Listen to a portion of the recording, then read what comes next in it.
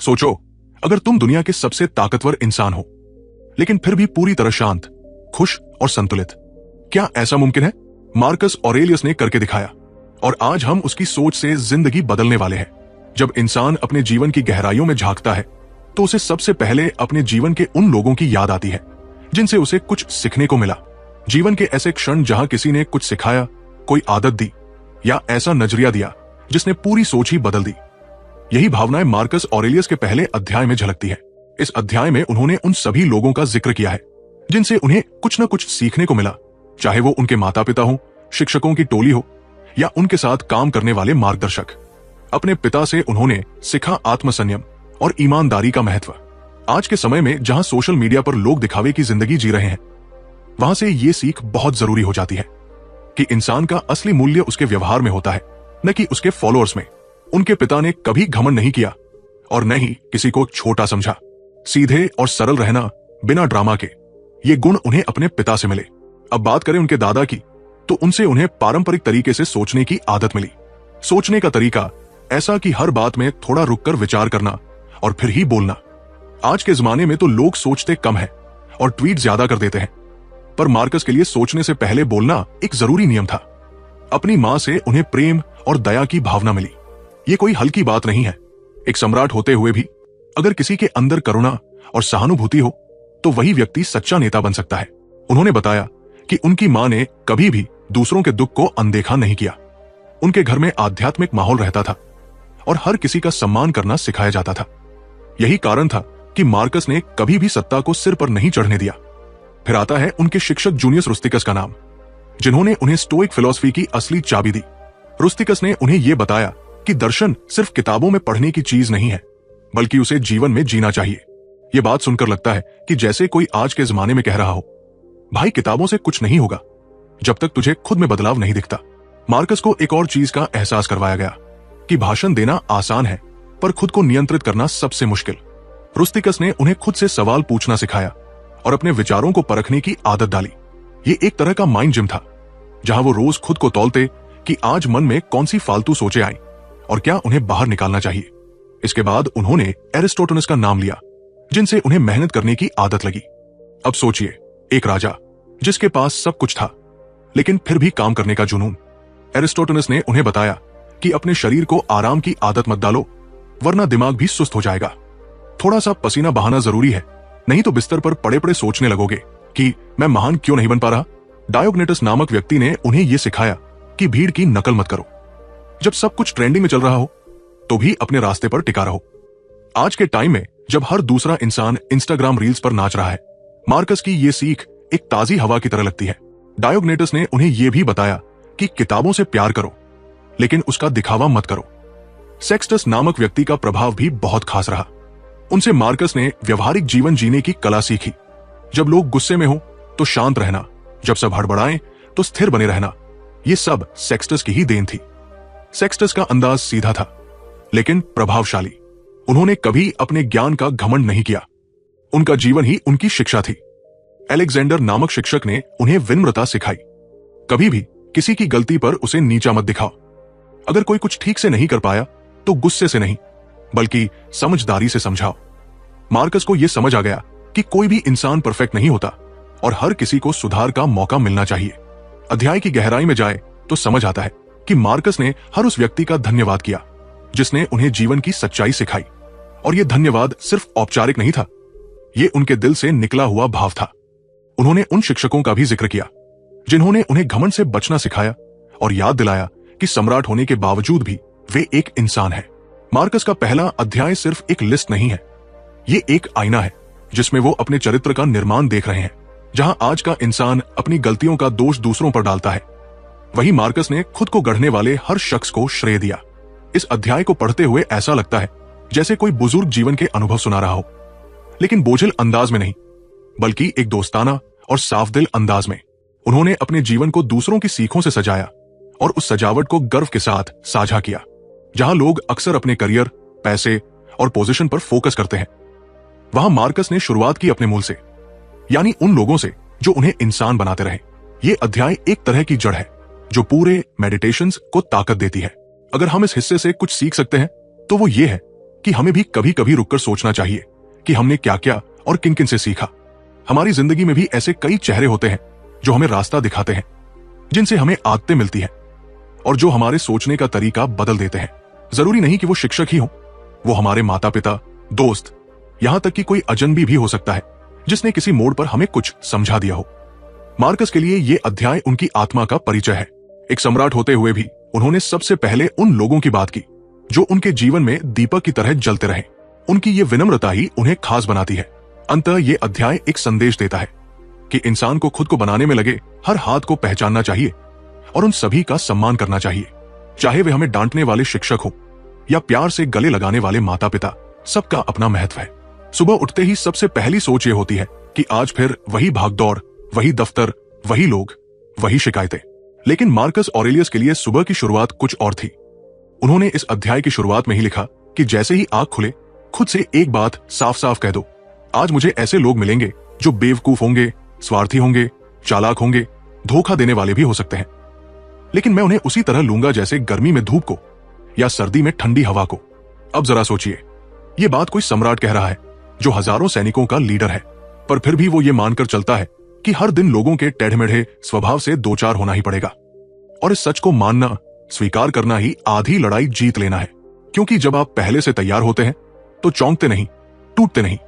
वो कहते हैं दूसरे जैसा बर्ताव करते हैं, वो उनकी समझ और सोच के अनुसार है, लेकिन मेरा काम है कि मैं अपने आप को गलत न बनने दूं। यानी अगर कोई गुस्से में है, नीचता दिखा रहा है, तो आप भी वैसा मत बनो। आज के जमाने में जहां लोग फेसबुक या इंस्टाग्राम पर किसी की एक पोस्ट पर चिढ़कर घंटों लड़ लेते हैं, वहां यह सोच कितनी जरूरी हो जाती है।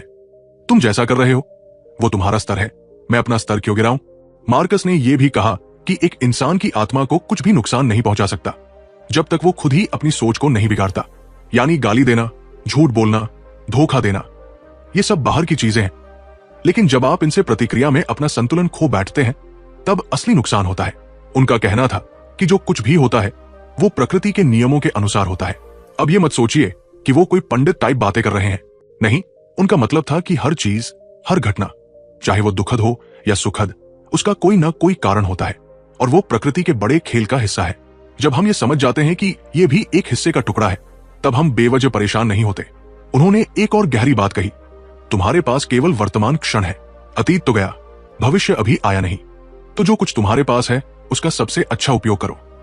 सोचिए कितने लोग हैं जो या तो बीते कल की गलती में डूबे रहते हैं या आने वाले कल की चिंता में घुलते हैं, लेकिन जिनके पास आज है और वो उसे पूरी नीयत से जीते हैं, वही असली विजेता है। मार्कस ने एक शब्द का बहुत सुंदर उपयोग किया, साधुता। उन्होंने कहा कि अगर इंसान अपने भीतर साधुता बनाए रखे तो कोई भी बाहरी परेशानी उसे हिला नहीं सकती। अब आज के जमाने में साधु शब्द सुनते ही लोग या तो दाढ़ी झाड़ वाले को सोचते हैं या बाबा रामदेव टाइप किसी को, लेकिन मार्कस के लिए साधुता का मतलब था मन की शांति, उद्देश्य में स्पष्टता और बर्ताव में विनम्रता। वो एक और दिलचस्प बात कहते हैं, हर दिन का उपयोग ऐसे करो जैसे वो तुम्हारा आखिरी दिन हो, कुछ भी अधूरा मत छोड़ो। अब ये कोई डर फैलाने वाली बात नहीं है, बल्कि एक चेतावनी है कि जिंदगी यूं ही नहीं गुजर जानी चाहिए। एक दिन जो कर सकते हो वो कल पर मत टालो, क्योंकि जो आज टाला है वो कल और भारी होकर लौटता है। मार्कस कहते हैं कि जो लोग हर समय खुद को व्यस्त दिखाते हैं लेकिन किसी भी बात में गहराई नहीं रखते, वो दरअसल अपनी आत्मा से भाग रहे होते हैं। आज के ऑफिस कल्चर में ये बात कितनी सटीक बैठती है, मेल पर मेल, मीटिंग पर मीटिंग, लेकिन असली काम के नाम पर कुछ भी ठोस नहीं। उन्होंने कहा कि अपना काम करो। उन्होंने ये भी समझाया कि दूसरों की वाहवाही के पीछे मत भागो। जो काम कर रहे हो वो इसलिए करो क्योंकि वो सही है, न कि इसलिए कि लोग तालियां बजाएं। ये सीख आज के सोशल मीडिया युग में बहुत जरूरी है, जहां लोग हर अच्छी चीज का स्क्रीनशॉट पोस्ट करते हैं जैसे वो खुद को साबित करना चाहते हैं।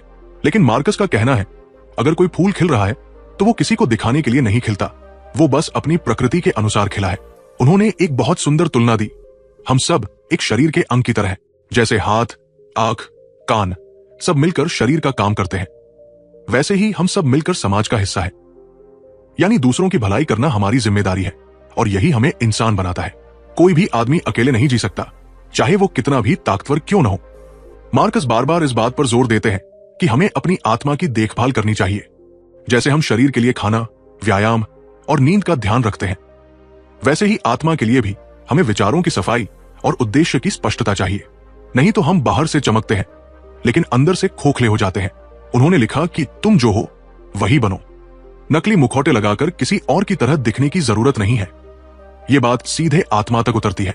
आज की दुनिया में जब हर कोई परफेक्ट दिखने की कोशिश में लगा है, बिना ये सोचे कि परफेक्शन का मतलब ही क्या है, वहां अपनी असलियत को अपनाना एक क्रांति जैसा कदम है। इस अध्याय के अंत में मार्कस ने फिर से याद दिलाया कि हर इंसान को यह समझना चाहिए कि उसके पास सीमित समय है, इसलिए उसे वो काम करने चाहिए जो उसके असली उद्देश्य से जुड़े हों, न कि वो जो बस भीड़ में चलने के लिए किए जा रहे हों। उनकी हर बात में एक ठहराव है, एक शांति है, जैसे कोई गंगा किनारे बैठा हो और सोच रहा हो कि जीवन की सच्ची पूर्ति क्या है। उनके लिए शक्ति, पैसे या नाम बड़ा नहीं था, बल्कि मन की स्थिरता, आत्मा की संतुलन और कर्म की सच्चाई ही सबसे ज्यादा मायने रखती थी। तो अगर आज भी हम इस अध्याय को पढ़े और जरा सा भी आत्मनिरीक्षण करें, तो शायद हम जान पाए कि हमारे कितने दिन ऐसे बीतते हैं जहां हम अपने भीतर झांकते तक नहीं। हम दूसरों के व्यवहार से इतना प्रभावित हो जाते हैं कि अपना ही स्वरूप भूल जाते हैं। मार्कस का संदेश एकदम साफ है, तुम खुद को जानो, अपने उद्देश्य को पहचानो और हर दिन उस दिशा में चलो। जो तुम्हारे हाथ में नहीं है उसके पीछे भागो मत, और जो तुम्हारे पास है उसका आदर करो। हर सुबह जब आंख खुलती है तो असल में जिंदगी हमें एक और मौका देती है अपने आप को बेहतर बनाने का और दूसरों के लिए थोड़ा और उपयोगी बनने का। मार्कस इस अध्याय की शुरुआत इसी भाव से करते हैं। उनका कहना है कि हमें खुद से ये सवाल बार बार पूछना चाहिए कि मैं किस लिए जिंदा हूं। अब यह सवाल जितना साधारण लगता है उतना ही भारी भी है, क्योंकि हम अक्सर दिन भर दौड़ते हैं, काम करते हैं, लोगों से मिलते हैं, लेकिन रुककर ये नहीं सोचते कि जो कर रहे हैं उसका असली मकसद क्या है। मार्कस ने कहा कि जब भी तुम उठो तो ये मत सोचो कि तुम्हारा काम बोझ है, बल्कि इसे एक नैतिक जिम्मेदारी की तरह देखो। जैसे कोई किसान खेत में मेहनत करता है, न कि इसलिए कि कोई उसे ताली बजाकर शाबाशी देगा, बल्कि इसलिए कि फसल उगाना उसका धर्म है। उसी तरह हमारा भी एक धर्म है, ईमानदारी से, पूरे मन से अपने काम को अंजाम देना, भले ही कोई देखे या न देखे। उन्होंने आगे लिखा कि इंसान की आत्मा तब सबसे ज्यादा अशांत होती है जब वो खुद को छोटे छोटे स्वार्थों में उलझा लेती है। अब जरा ठहर कर सोचना, कितनी बार ऐसा होता है कि हम किसी चीज के पीछे भागते हैं सिर्फ इसलिए कि वो हमें तात्कालिक सुख देती है, लेकिन अंदर से एक खालीपन सा महसूस होता है। मार्कस कह रहे हैं कि अगर आत्मा को शांति चाहिए तो उसे एक बड़ा उद्देश्य चाहिए, एक ऐसा मकसद जो खुद से बाहर किसी के भले से जुड़ा हो। इस अध्याय में एक जगह उन्होंने बेहद साफ कहा, अपने जीवन को ऐसे मत बिताओ जैसे तुम्हारे पास हजारों साल बाकी है, यानी समय सीमित है और उसे यूं ही गंवाना खुद के साथ धोखा करना है। आज हम हर छोटी बात के लिए प्रोक्रेस्टिनेट करते हैं, टालते जाते हैं कि कल करेंगे, परसों देखेंगे, जब फुर्सत मिलेगी तब सोचेंगे। लेकिन सच्चाई यह है कि जो करना है वो आज और अभी करना चाहिए, क्योंकि कोई भी दिन कल की गारंटी नहीं देता। उन्होंने एक और अहम बात कही, अगर तुम्हें सचमुच शांति चाहिए तो दूसरों की राय पर जीना छोड़ दो। आज हम इतने ज्यादा इन्फ्लुएंस्ड हैं बाहर की दुनिया से, लोग क्या कहेंगे, वो क्या सोचते हैं, इसने क्या कमेंट किया, उसने क्या पोस्ट किया, कि हम अपनी सोच ही भूल जाते हैं। मार्कस याद दिलाते हैं कि असली आजादी तब आती है जब हम खुद के विचारों के अनुसार जीते हैं, न कि भीड़ के कहे अनुसार। मार्कस कहते हैं कि इंसान की पहचान उसके विचारों से होती है, और विचार वही शुद्ध होते हैं जो बिना लालच, बिना डर और बिना झूठ के होते हैं। यानी अगर आप कुछ सोच रहे हैं तो सबसे पहले ये देखो कि उस सोच में ईमानदारी है या नहीं। अगर नहीं है तो वो सोच तुम्हें कहीं का नहीं छोड़ेगी, लेकिन अगर सोच साफ है तो रास्ता अपने आप साफ हो जाएगा। एक और बहुत मार्मिक बात उन्होंने कही, तुम्हारी आत्मा को सबसे ज्यादा नुकसान तब होता है जब तुम उसे नीचे ले जाकर ऐसी चीजों में उलझा देते हो जिनका कोई मतलब नहीं। अब सोचो, हम दिन भर कितनी चीजों में उलझते हैं, बेवजह की बहस, कंपैरिजन, जलन, फिजूल की शॉपिंग, दूसरों से ज्यादा दिखने की होड़, और फिर रात को थककर कहते हैं कि कुछ सेटिस्फैक्शन नहीं मिल रहा। जबकि मार्कस कह रहे हैं कि सेटिस्फैक्शन बाहर से नहीं, अपनी आत्मा को सम्मान देने से आता है। उन्होंने कहा कि हर चीज जो प्राकृतिक है वो सुंदर है, फिर चाहे वो बारिश हो, बूढ़ा होना हो, किसी रिश्ते का बदलना हो या किसी चीज का टूटना, सब कुछ एक क्रम में होता है और हमें उसमें सौंदर्य देखना सीखना चाहिए। अब ये कोई हवाई बात नहीं है। आज जब हम हर छोटी चीज में परफेक्शन ढूंढते हैं और जब वो नहीं मिलती तो टूट जाते हैं, तो मार्कस हमें सिखाते हैं कि अपूर्णता में भी एक सौंदर्य है। मार्कस ने यह भी समझाया कि अगर तुम्हारा काम अच्छा है और तुम्हारा इरादा नेक है तो दूसरों की स्वीकृति की जरूरत नहीं है। ये बात आज के इंस्टाग्राम और यूट्यूब युग में बहुत जरूरी है, जहां हर काम को लाइक और व्यूज के तराजू में तौला जाता है। उन्होंने कहा कि जैसे सूरज चमकता है, हवा बहती है, नदी बहती है, वैसे ही हमें भी बस अपने काम को करते रहना चाहिए, बिना इस चिंता के कि कौन देख रहा है। उनका मानना था कि हर इंसान के भीतर एक दिव्य चिंगारी होती है और उस चिंगारी को जलाए रखना ही असली काम है। जब आप किसी गलत काम से खुद को दूर रखते हैं, जब आप क्रोध में भी संयम रखते हैं, जब आप दूसरों की मदद बिना दिखावे के करते हैं, तो आपकी आत्मा और मजबूत होती है। उन्होंने आत्मा को एक किला बताया जो तभी सुरक्षित रहता है जब हम उसमें बाहरी नकारात्मकता को घुसने न दें। उन्होंने लिखा कि तुम किसके बारे में क्या सोचते हो, इसका असर तुम्हारी आत्मा पर पड़ता है। तो अगर तुम किसी से जलते हो, नफरत करते हो या हर समय किसी की आलोचना करते हो, तो असल में तुम खुद को जला रहे हो। इससे बेहतर है कि दूसरों के प्रति सहानुभूति रखो या कम से कम तटस्थ रहो, क्योंकि हर इंसान अपनी समझ के अनुसार काम करता है और तुम्हारा काम सिर्फ अपने कर्मों को नियंत्रित करना है। मार्कस कहते हैं कि जब तक इंसान को यह समझ नहीं आती कि उसका उद्देश्य केवल अच्छा काम करना है, तब तक वो भटकता रहेगा। उसने लिखा, अगर तुम अपने जीवन को किसी महान चीज में नहीं लगाओगे तो तुम्हें छोटी छोटी बातों में उलझकर जीना पड़ेगा। और यही आज की सबसे बड़ी सच्चाई है। जब हमारे पास कोई बड़ा मकसद नहीं होता तो हम हर छोटी चीज को दिल से लगा लेते हैं और उसी में दुखी होते रहते हैं। इस अध्याय का अंत करते हुए उन्होंने लिखा कि सच्चे इंसान की पहचान ये नहीं है कि वो क्या कहता है, बल्कि ये है कि वो क्या करता है जब कोई देख नहीं रहा होता। यानी असली चरित्र वही दिखता है जब कोई तमाशा नहीं हो रहा हो, कोई अप्लॉस ना हो, कोई कैमरा ना हो, बस आप हो और आपका काम हो। जब इंसान सुबह उठकर यह सोचता है कि आज फिर वही भागदौड़ करनी है, वही काम, वही लोग, वही दुनिया, तो उसका मन पहले से ही थका हुआ सा महसूस करता है। लेकिन मार्कस ऑरेलियस यहां एक गहरी बात कहते हैं कि ये जो वही है, यही तो जिंदगी है। और जिंदगी का असली मतलब इसी दोहराव में अपने चरित्र को साफ रखना है और अपने कर्मों को नेक बनाए रखना है। उन्होंने कहा कि हर सुबह तुम्हारे पास एक और मौका होता है खुद को बेहतर बनाने का, और यह मौका किसी शोर में नहीं बल्कि अपनी सोच को शांत करके मिलता है। उन्होंने जोर देकर कहा कि अगर तुम इस दुनिया में आए हो तो सिर्फ जीने के लिए नहीं आए, खाने, सोने, घूमने के लिए नहीं, बल्कि एक उद्देश्य के साथ आए हो।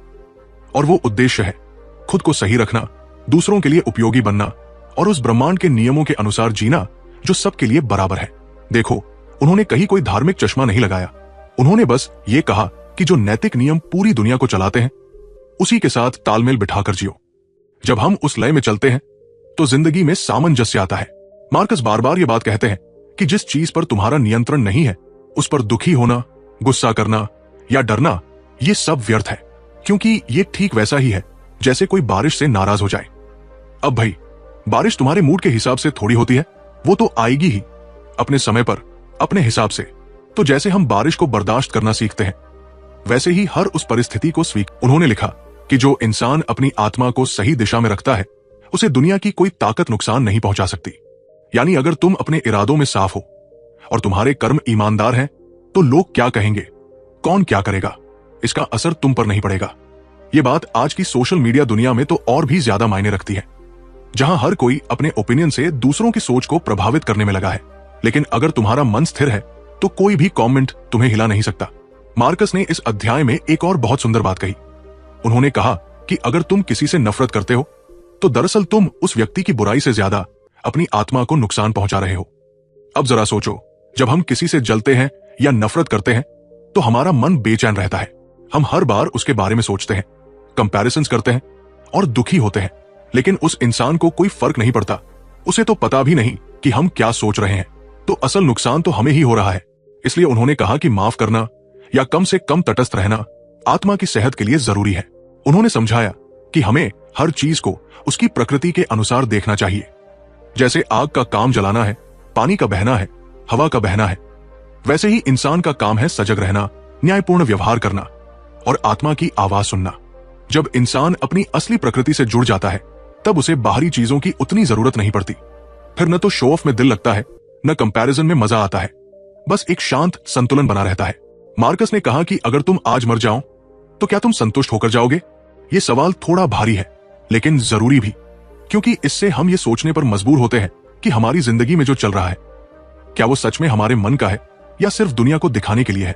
उन्होंने कहा कि हर दिन को ऐसे जियो जैसे वो आखिरी हो सकता है, लेकिन डर के साथ नहीं, बल्कि समझदारी और गरिमा के साथ, ताकि जब भी अंत आए तुम कह सको कि मैंने अपनी आत्मा को धोखा नहीं दिया।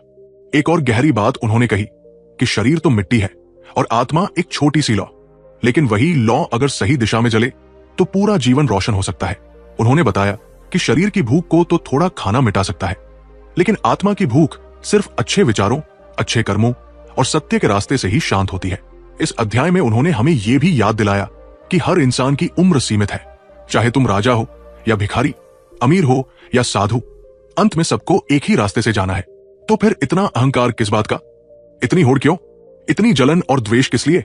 जब हम ये समझ जाते हैं कि सबका अंत एक जैसा है, तब हम छोटे छोटे झगड़ों और ईगो की लड़ाई को छोड़ देते हैं और अपने समय को ज्यादा सार्थक चीजों में लगाते हैं। मार्कस ने यह भी बताया कि किस तरह दूसरों की गलतियां देखकर घबराने की जरूरत नहीं। उन्होंने कहा कि अगर कोई गलत काम कर रहा है तो तुम अपने मन को शांत रखो और खुद सही रास्ता चुनो, क्योंकि तुम उन्हें कंट्रोल नहीं कर सकते, लेकिन खुद को जरूर सुधार सकते हो। ये विचार आज के माहौल में बहुत जरूरी है, जहां हर किसी को दूसरों को सुधारने की जल्दी है, लेकिन खुद को देखने का समय नहीं। एक बेहद मार्मिक बात उन्होंने और कही। उन्होंने कहा कि जब तुम किसी से नाराज हो जाओ तो ये याद रखो कि वो भी एक इंसान है जो अपनी समझ और अनुभव के अनुसार काम कर रहा है। हो सकता है उसकी गलती हो, लेकिन उसे सुधारने का तरीका नाराजगी नहीं बल्कि सहानुभूति है। इस बात में एक बहुत बड़ा जीवन सबक छिपा है कि गुस्से से रिश्ते नहीं सुधरते, समझ से सुधरते हैं। अध्याय के अंत में उन्होंने कहा कि असली ताकत उस इंसान के पास होती है जो अपने मन पर नियंत्रण रखता है। वो व्यक्ति जो दुख के समय भी संयम में रहता है और सुख के समय भी विनम्र रहता है, वही असली विजेता है, क्योंकि उसने खुद को जीत लिया है। और जिसने खुद को जीत लिया, उसके सामने कोई दुनिया नहीं टिक सकती। जब हम सुबह उठते हैं तो हमें यह एहसास होना चाहिए कि हर दिन हमारे पास एक नई शुरुआत का अवसर है।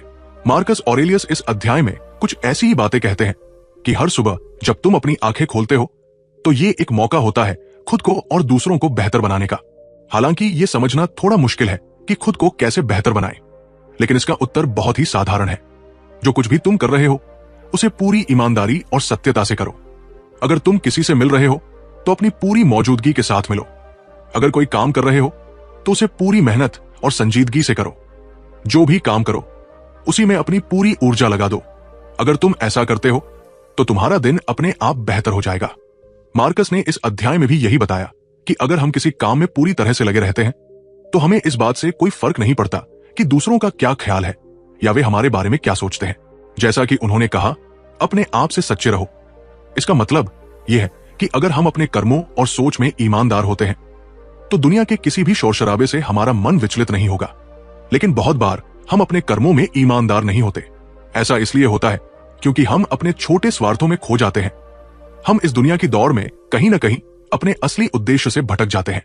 मार्कस हमें याद दिलाते हैं कि हमें खुद को यह समझाने की जरूरत नहीं है कि हम किसके लिए जी रहे हैं। हमारा जीवन एक जिम्मेदारी है और हमें उसे इस तरह से जीना चाहिए जैसे कि हम पूरी दुनिया के लिए जिम्मेदार हैं। इस जीवन का असली उद्देश्य यही है कि हम दूसरों को एक बेहतर रास्ता दिखाएं, अपने कर्मों से समाज को कुछ सकारात्मक दें। अक्सर जब हम किसी काम में असफल होते हैं तो हमारा मन बहुत परेशान हो जाता है। हम सोचते हैं कि हमने इतना मेहनत किया, फिर भी नतीजा वही पुराना क्यों आया। लेकिन मार्कस कहते हैं कि असफलता केवल एक भ्रम है। जब तक हम अपने उद्देश्य को समझने की कोशिश नहीं करते, तब तक हमें यह समझ में नहीं आता कि असफलता दरअसल कोई वास्तविक चीज नहीं है। असफलता सिर्फ एक अनुभव है जो हमें कुछ नया सिखाने के लिए आता है। एक बहुत अहम बात उन्होंने ये कही कि हमें कभी भी किसी के किए गए कर्मों पर गुस्सा नहीं करना चाहिए। जब कोई हमारे खिलाफ कुछ करता है तो हम अपनी स्वाभाविक प्रतिक्रिया में उससे नफरत करने लगते हैं। लेकिन मार्कस हमें यह समझाते हैं कि अगर कोई गलत काम कर रहा है तो इसका मतलब ये नहीं है कि हमें भी वही गलत करना चाहिए। हमें अपनी शांति बनाए रखते हुए अपने कर्मों पर ध्यान केंद्रित करना चाहिए। हमें यह समझना चाहिए कि दूसरों की गलती या उनके कर्मों का असर केवल हम पर होता है जब हम उनसे अपनी आत्मा को जोड़ते हैं। अगर हम अपनी आत्मा को सही दिशा में रखते हैं तो कोई भी नफरत, कोई भी गुस्सा हमें नहीं छू सकता। मार्कस ने एक और बात कही कि हमारी खुशी हमारे खुद के हाथ में होती है। अगर हम चाहते हैं कि हम खुश रहें तो हमें अपनी सोच को सही दिशा में मोड़ना होगा। हर वो चीज जो हमें परेशान करती है वो हमारे भीतर के मनोवृत्तियों का ही परिणाम होती है। अगर हम अपनी सोच को शुद्ध रखते हैं तो कोई भी बाहरी परिस्थिति हमें परेशान नहीं कर सकती। उन्होंने कहा कि जब तुम खुद को संतुष्ट और शांत महसूस करते हो तो तुम्हें किसी भी चीज के लिए किसी की स्वीकृति की जरूरत नहीं होती। अगर तुम सच्चे हो तो तुम्हारी आत्मा खुद में संतुष्ट रहेगी। इसके साथ ही उन्होंने ये भी समझाया कि हमें अपने उद्देश्य को साफ और सटीक रखना चाहिए। क्या हम जो कर रहे हैं वो हमारे उद्देश्य के अनुरूप है? क्या हम जिस दिशा में जा रहे हैं वो हमारी आत्मा के लिए सही है? ये सवाल हमें खुद से हर समय पूछने चाहिए। क्योंकि अगर हम अपने उद्देश्य से भटकते हैं तो हमारा जीवन अधूरा और व्यर्थ हो जाएगा। मार्कस ने कहा कि हर इंसान के पास एक समय है जो सीमित है। हमें इस बात का एहसास होना चाहिए कि हम जो समय बर्बाद कर रहे हैं वो हमें कभी वापस नहीं मिलेगा। इसलिए हमें हर पल को सही तरीके से जीना चाहिए और उसे अपनी आत्मा के उद्देश्यों के अनुरूप बनाना चाहिए। अगर हम अपने समय को सही तरीके से इस्तेमाल करते हैं तो हमें पछताने का कोई कारण नहीं होगा। मार्कस ने इस अध्याय में एक और महत्वपूर्ण बात कही, और वो ये कि हमें अपने कर्मों का मूल्यांकन करना चाहिए और देखना चाहिए कि हम क्या कर रहे हैं। क्या हम सही दिशा में जा रहे हैं? क्या हम अपने समय को बर्बाद कर रहे हैं? क्या हम अपने उद्देश्य से दूर जा रहे हैं? अगर ऐसा है तो हमें अपनी दिशा बदलनी चाहिए और जो भी अच्छा काम है वही करना चाहिए, क्योंकि जीवन में सबसे बड़ा फल यही है कि हम अपनी आत्मा के साथ सच्चे रहें और अपने कर्मों से समाज को अच्छा बनाएं। अंत में मार्कस ने कहा कि हमें खुद को और दूसरों को स्वीकार करना चाहिए जैसे वे हैं। दुनिया में कोई भी परफेक्ट नहीं होता। हर किसी की अपनी परेशानियां, अपनी मुश्किलें और अपनी परिस्थितियां होती है। हम जितना खुद को स्वीकार करेंगे उतना ही दूसरों को स्वीकार करेंगे, और जब हम दूसरों को स्वीकार करेंगे तो हमारा दिल भी शांति और संतुष्टि से भरा रहेगा। मार्कस ऑरेलियस ने यह समझाने की कोशिश की कि हम अपनी जिंदगी में जो भी कर रहे हैं वो केवल हमारे अपने नियंत्रण में नहीं है, बल्कि वो पूरी दुनिया के सामूहिक उद्देश्य का हिस्सा है। अगर हम इसे सही तरीके से समझ पाएं तो हम जान सकते हैं कि असली शांति और संतुलन हमारे अंदर ही है, बाहर नहीं। हर व्यक्ति की जिंदगी का एक उद्देश्य है और वो उद्देश्य उसे उस दिशा में काम करने के लिए प्रेरित करता है। कभी कभी हम अपने जीवन में इतने खो जाते हैं कि हम भूल जाते हैं कि दुनिया में हमारे अलावा भी लोग हैं। हम अपनी मेहनत, अपने संघर्ष, अपनी चिंता और अपनी परेशानियों में इतने व्यस्त हो जाते हैं कि हमें यह एहसास नहीं होता कि हर इंसान के पास अपनी ही परेशानियां हैं। मार्कस हमें यह याद दिलाते हैं कि हम अगर दूसरों के साथ अच्छे से पेश आ सकते हैं तो इससे हमारी अपनी आत्मा को भी शांति मिलेगी। किसी और की गलती पर गुस्सा करना या किसी और के द्वारा की गई बुराई पर हताश होना, ये सब हमारे अपने मानसिक संतुलन को नुकसान पहुंचाता है। इसलिए हमें उन चीजों से परे जाकर देखना चाहिए और अपने आप को शांत रखना चाहिए। मार्कस कहते हैं, जो कुछ भी तुम कर रहे हो वो किसी बड़े उद्देश्य का हिस्सा है और यही तुम्हारा असली काम है। यह वाक्य हमें अपनी जिम्मेदारी का एहसास कराता है। किसी भी काम को अगर हम बिना किसी उद्देश्य के करते हैं तो वो काम केवल एक साधारण क्रिया बनकर रह जाता है, लेकिन जब हम उसे अपने उद्देश्य के अनुरूप करते हैं तो वो काम भी एक महान कार्य बन जाता है। इसके साथ ही मार्कस हमें यह भी बताते हैं कि अगर हम अपनी सोच को सही दिशा में रखें तो हमें किसी भी स्थिति या परिस्थिति से डरने की जरूरत नहीं होगी। चाहे किसी से कोई बुरी बात सुनने को मिले या कोई हमें गलत समझे, हमें अपने आप को विचलित होने से बचाना चाहिए। ये सोच कि जो कुछ भी हो रहा है वो मेरे भले के लिए हो रहा है, हमें मानसिक रूप से मजबूत बनाती है। उन्होंने एक और बात पर जोर दिया और वह थी आत्मसंयम। जीवन में हर रोज कुछ न कुछ ऐसा होता है जो हमें परेशान कर सकता है, लेकिन मार्कस कहते हैं, तुम्हारा असली दुश्मन तुम खुद हो, तुम्हारे अपने विचार हैं। यह वाक्य हमें यह समझाता है कि हम किसी बाहरी ताकत से नहीं बल्कि अपनी सोच और विचारों से ही खुद को परेशान करते हैं। इसलिए आत्मसंयम को समझना और उसे अपनी जिंदगी में लागू करना बहुत जरूरी है। मार्कस ने आगे कहा कि हमें अपनी मानसिकता और विचारों को किसी भी चीज से प्रभावित नहीं होने देना चाहिए।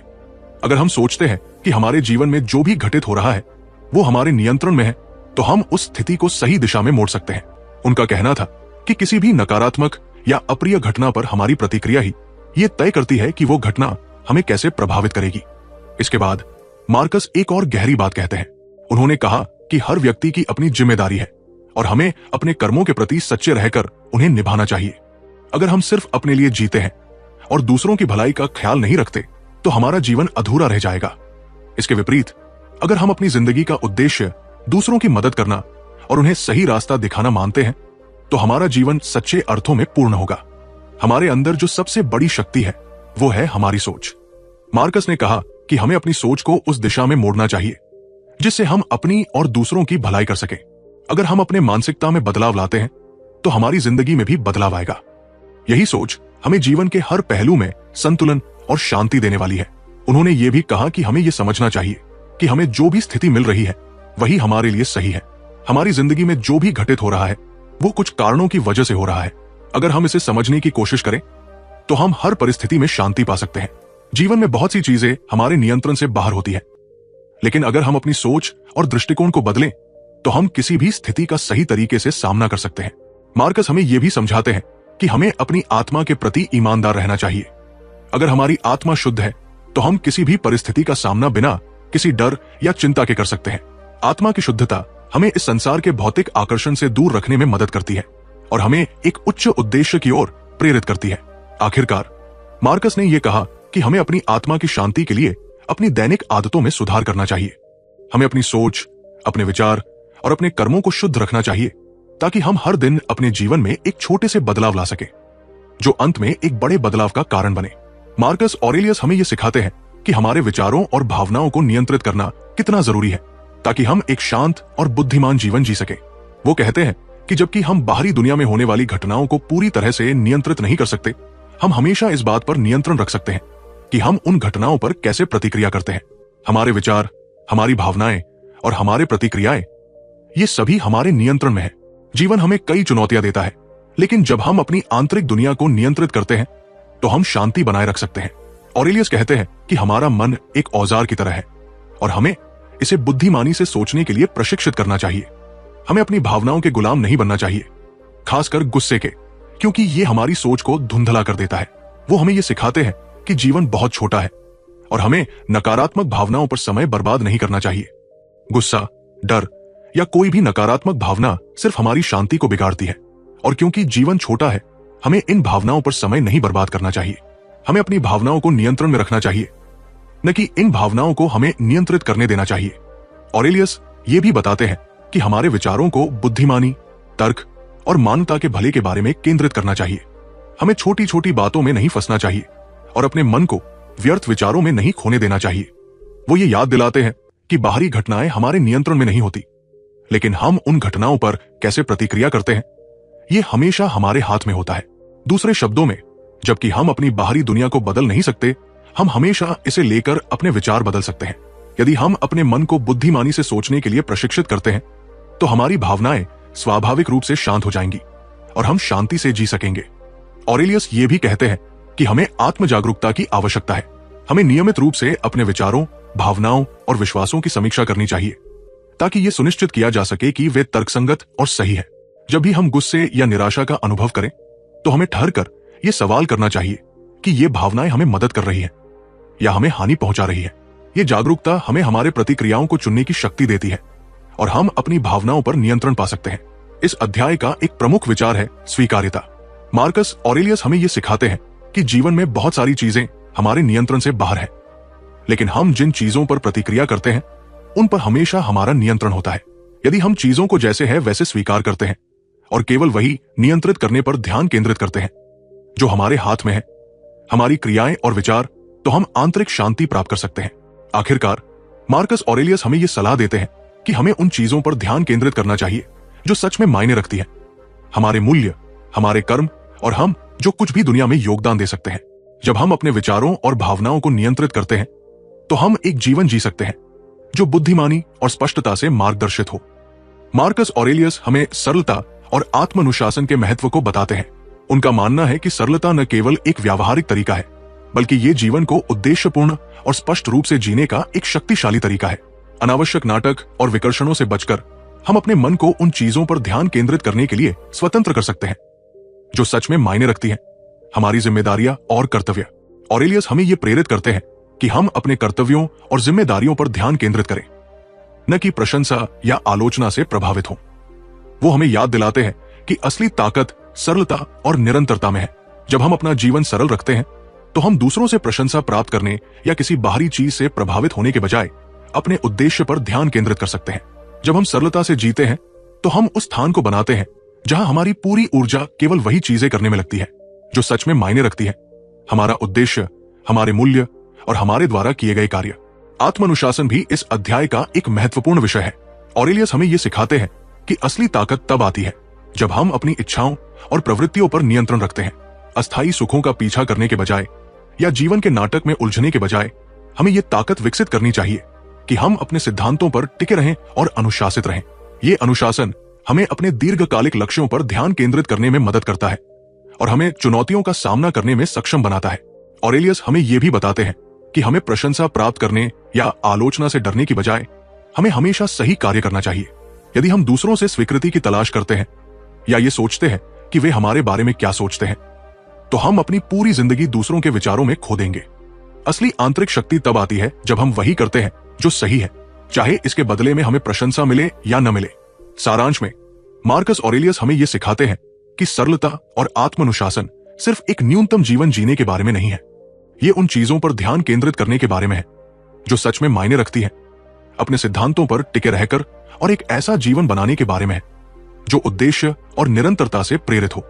मार्कस ऑरेलियस कहते हैं कि दूसरों के साथ दयालुता और सहनशीलता के साथ कैसे प्रतिक्रिया करनी चाहिए। उनका मानना है कि हम सभी इंसान हैं और हमारे द्वारा की गई गलतियां अक्सर अज्ञानता और समझ की कमी के कारण होती है। जब हम ये समझते हैं कि दूसरों के गलत व्यवहार के पीछे उनका अपना संघर्ष और अज्ञानता हो सकती है, तो हम उनके प्रति अधिक दयालु और सहिष्णु बन सकते हैं। मार्कस ऑरेलियस हमें ये याद दिलाते हैं कि किसी भी स्थिति में हमारी प्रतिक्रिया हमारे ऊपर पूरी तरह से निर्भर होती है। चाहे सामने वाला व्यक्ति हमें गुस्से में लाए या हमें गलत समझे, हमारी प्रतिक्रिया हमेशा हमारी पसंद पर निर्भर करती है। हम नकारात्मकता का जवाब नकारात्मकता से नहीं दे सकते। इसके बजाय हमें अपनी प्रतिक्रिया को नियंत्रित करने की शक्ति को समझना चाहिए और हमेशा धैर्य और दयालुता के साथ उत्तर देना चाहिए। इस अध्याय में वो ये भी बताते हैं कि हर व्यक्ति अपने संघर्षों से गुजर रहा है और हमें इस बात को समझना चाहिए कि हर किसी का अनुभव अलग होता है। जब हम दूसरों की गलतियों को उनके अज्ञानता के रूप में देखते हैं, तो हम अपने गुस्से को शांत कर सकते हैं और उनसे सहानुभूति महसूस कर सकते हैं। सहनशीलता और दयालुता के साथ हम अधिक शांति और समझ बना सकते हैं, न कि गुस्से और तकरार के साथ। ये अध्याय आधुनिक जीवन में भी बहुत प्रासंगिक है, खासकर जब हम संघर्षों और असहमति का सामना करते हैं। जब हम गुस्से और नफरत से बचने के बजाय दयालुता और सहनशीलता से प्रतिक्रिया करते हैं, तो हम न केवल अपने मानसिक शांति को बनाए रखते हैं, बल्कि दूसरों के साथ अपने रिश्तों को भी मजबूत करते हैं। जैसे हम दूसरों को समझने और उन्हें स्वीकार करने की कोशिश करते हैं, वैसे ही हमें अपनी आत्म प्रतिक्रिया और अपने भावनाओं को नियंत्रित करने की कोशिश करनी चाहिए। मार्कस ऑरेलियस का यह संदेश इस विचार को प्रोत्साहित करता है कि हम जिस तरह से दूसरों के साथ व्यवहार करते हैं, वही हमारे जीवन की शांति और संतुलन को प्रभावित करता है। जब हम दयालुता और सहनशीलता से जवाब देते हैं, तो हम केवल दूसरों के साथ अच्छा व्यवहार नहीं करते, बल्कि अपनी आत्मा को भी शांति प्रदान करते हैं। मार्कस ऑरेलियस जीवन, मृत्यु और स्वीकृति के बारे में गहरे और आत्मिक विचार प्रस्तुत करते हैं। वो हमें यह समझाने की कोशिश करते हैं कि सब कुछ अस्थिर और अस्थायी है। जीवन, हमारी भावनाएं और हम जिन चीजों के लिए संघर्ष करते हैं, सभी समाप्त हो जाएंगी। हमें इस अस्थिरता को स्वीकार करना चाहिए और मृत्यु को डर के बजाय एक स्वाभाविक हिस्से के रूप में देखना चाहिए। मार्कस कहते हैं कि मृत्यु कोई अंत नहीं है, बल्कि जीवन का एक स्वाभाविक हिस्सा है। जब हम मृत्यु को प्राकृतिक रूप में स्वीकार करते हैं, तो हम इसे एक डरावने या दुखद अनुभव की बजाय एक प्राकृतिक परिवर्तन के रूप में देख सकते हैं।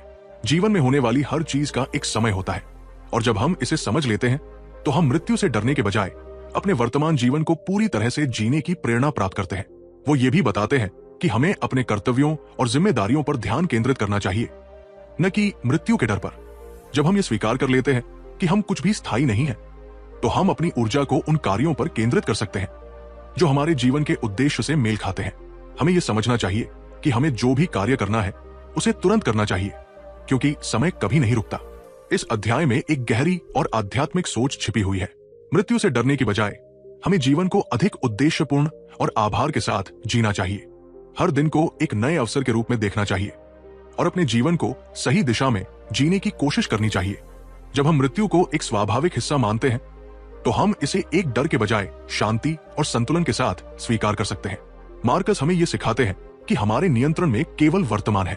भविष्य और मृत्यु को लेकर चिंता करने के बजाय हमें अपने आज पर ध्यान देना चाहिए और जो कुछ भी हमारे हाथ में है, उसे पूरी निष्ठा से करना चाहिए। ये गहरी सोच हमें मानसिक शांति देती है और हमें जीवन को संतुलन और उद्देश्य के साथ जीने की प्रेरणा देती है। मार्कस ऑरेलियस हमें सत्य, न्याय और नेतृत्व के बारे में विचार देते हैं। वो ये सिखाते हैं कि एक नेता को हमेशा सत्य और न्याय के मार्ग पर चलना चाहिए। ये केवल शासक या सार्वजनिक जीवन से जुड़े लोगों के लिए नहीं, बल्कि हम सभी के लिए लागू होता है। मार्कस का मानना है कि हम सभी को अपने कार्यों में ईमानदारी और न्याय का पालन करना चाहिए, ताकि हम अपनी आत्मा और समाज के प्रति सही आचरण बनाए रख सकें। मार्कस कहते हैं कि जब हम सत्य बोलते हैं और न्याय की रक्षा करते हैं, तो हम अपने चरित्र को मजबूत करते हैं। एक नेता का काम दूसरों के लिए आदर्श प्रस्तुत करना होता है, और ये आदर्श सत्य, निष्पक्षता और ईमानदारी पर आधारित होना चाहिए। वो ये भी बताते हैं कि एक नेता को कभी भी सत्ता या प्रतिष्ठा के प्रभाव में नहीं आना चाहिए। अगर हम अपने भीतर की ईमानदारी और निष्पक्षता को बनाए रखते हैं, तो हम सही निर्णय लेने में सक्षम होंगे। मार्कस हमें ये याद दिलाते हैं कि जब हम न्याय और सत्य की राह पर चलते हैं तो हम न केवल अपने जीवन को सम्मानित करते हैं बल्कि समाज को भी एक आदर्श मार्ग दिखाते हैं। सत्य और न्याय का पालन करके हम अपने कर्तव्यों को पूरी तरह से निभा सकते हैं और एक सशक्त समाज की रचना कर सकते हैं। इस अध्याय में वो ये संदेश देते हैं कि प्रत्येक व्यक्ति को अपने कार्यों में न्याय और सत्य का पालन करना चाहिए, चाहे वो किसी भी भूमिका में हो। सत्य और न्याय के मार्ग पर चलकर हम अपने जीवन को सही दिशा में गढ़ सकते हैं और दूसरों के लिए प्रेरणा का स्रोत बन सकते हैं। मार्कस ऑरेलियस हमें शांति और अटैचमेंट से मुक्ति के बारे में अपने गहरे और महत्वपूर्ण विचार प्रस्तुत करते हैं। वो जीवन के अंतिम क्षणों पर विचार करते हुए हमें ये समझाते हैं कि हमें अपने जीवन के अंत की तैयारी पूरी शांति और सादगी के साथ करनी चाहिए। वो हमें ये याद दिलाते हैं कि हम जो भी प्राप्त करते हैं, चाहे वो सफलता हो या असफलता, सब कुछ अस्थायी है। इसलिए हमें जीवन के हर पल को ताजगी और उद्देश्य के साथ जीने की आवश्यकता है। मार्कस कहते हैं कि जब हम अपने मन से अटैचमेंट को छोड़ देते हैं, चाहे वो संपत्ति, सम्मान, रिश्ते या अन्य कोई भौतिक चीज हो, तो हम सच्ची शांति प्राप्त कर सकते हैं। जब हम अपनी इच्छाओं और बाहरी दुनिया से जुड़े होने का मोह छोड़ देते हैं तो हम आंतरिक शांति की ओर बढ़ सकते हैं। वो ये समझाते हैं कि मृत्यु को डर के रूप में नहीं बल्कि एक स्वाभाविक और अनिवार्य घटित होने वाले घटना के रूप में देखना चाहिए। मृत्यु से कोई भी बच नहीं सकता और जो सबसे महत्वपूर्ण है वो है जीवन के अंतिम क्षणों में शांति और संतुलन बनाए रखना। मार्कस का ये अंतिम संदेश हमें याद दिलाता है कि हम केवल इस दुनिया में अस्थायी रूप से हैं और हमें अपने जीवन के उद्देश्य को समझने के लिए बाहरी दुनिया से पूरी तरह से मुक्त होना चाहिए। हमें अपनी आंतरिक शांति पर ध्यान केंद्रित करना चाहिए और बाहरी परिणामों पर ध्यान नहीं देना चाहिए। जब हम अपने दिल और दिमाग से हर प्रकार की अटैचमेंट को छोड़ देते हैं तो हम जीवन के अंत के करीब शांति और संतुलन के साथ पहुंच सकते हैं। वो ये भी कहते हैं कि हमें मृत्यु को एक ऐसी प्रक्रिया के रूप में देखना चाहिए जो जीवन का एक अनिवार्य हिस्सा है और इससे डरने की बजाय हमें इसे एक स्वाभाविक परिवर्तन के रूप में स्वीकार करना चाहिए।